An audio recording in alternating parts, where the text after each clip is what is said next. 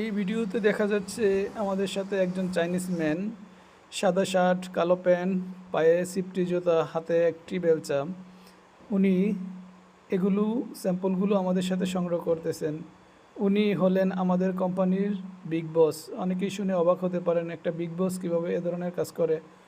আসলে আমিও অবাক হয়ে যাই যখন আমি আমার বসকে দেখি, তখন আমি নিজেও মুগ্ধ। তিনি কোনো দিনেই সবচেয়ে নিচু পর্যায়ে শ্রমিকদের সাথে মিশতে গিয়ে কোনো দিন তার ভিতরে অহংকার কিংবা যে জাতিগত একটা যে বৈষম্য, ওই জিনিসটা আমি তার মধ্যে কোনো সময় ফলো করি না। উনি সবসময় ফার্স্টেই আমাদের সাথে যখন দেখা করে, কোনো দিনই তাকে আমরা হাত নেড়ে সম্বর্ধনা দিতে পারি না।